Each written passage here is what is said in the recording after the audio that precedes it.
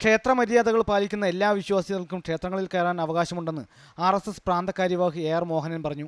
ക്ഷേത്ര ആരാധനയിൽ വിശ്വാസമുള്ള, ക്ഷേത്രത്തിലെ ആചാരാനുഷ്ഠാനങ്ങൾ പാലിക്കാൻ തയ്യാറുള്ള എല്ലാവർക്കും ക്ഷേത്രത്തിൽ പ്രവേശനം അനുവദിക്കണമെന്നാണ് സംഘത്തിൻ്റെ അഭിപ്രായം.